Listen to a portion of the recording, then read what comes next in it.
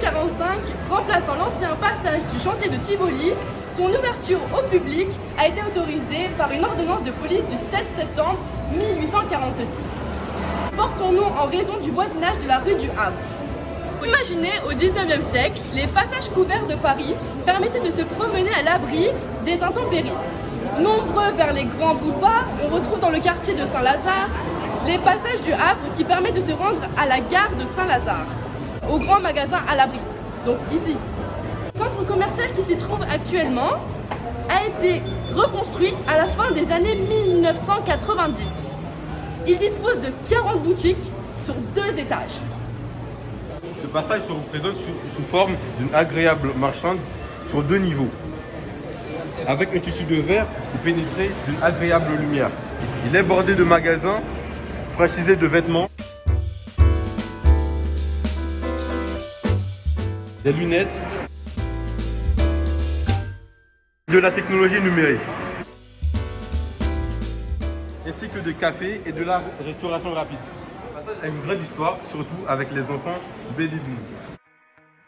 En 2012, la galerie possède 2 espaces détente, un jardin arboré ainsi qu'une terrasse accessible. Le jardin du centre commercial se trouve ici. En raison du Covid, nous ne pouvons donc pas y entrer aujourd'hui.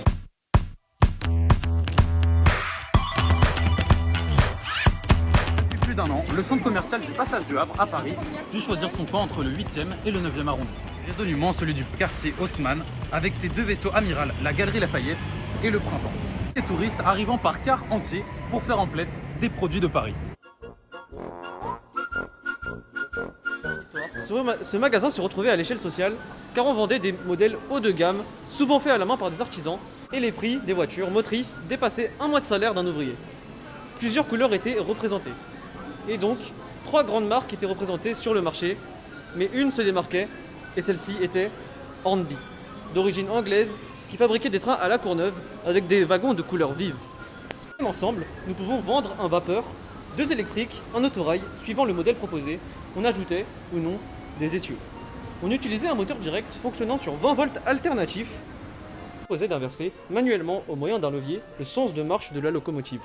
L'arrivée des diodes au silicium permit l'adoption du courant continu et avec un moteur à aimant permanent. En 1958, Jeb sort une super locomotive 141P avec 2 moteurs qui ressemblaient à la vraie, mais elle était trop chère et venue trop tard. La production déclina et en 1967, l'usine de Montreuil ferme ses portes. La production d'MB s'était tournée vers le HO et pendant ce temps, les magasins du Passage du Havre s'étaient reconvertis essentiellement vers le HO.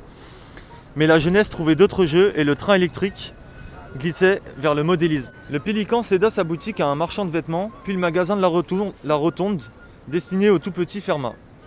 Il restera quelques mois une boutique à l'entresol, le temps d'écouler les stocks pendant quelques mois.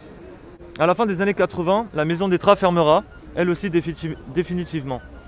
Une époque venait de passer, et pourtant le chemin de fer qui avait été l'âme de ce passage allait le rattraper. Il ne s'agissait plus cette fois de modèles réduits, mais de creuser la gare Haussmann-Saint-Lazare, terminus du RER E. Tout le vieux passage fut démoli pour construire cette nouvelle gare à 30 mètres sous terre, permettant d'évacuer la terre et d'acheminer les matériaux nécessaires à sa construction.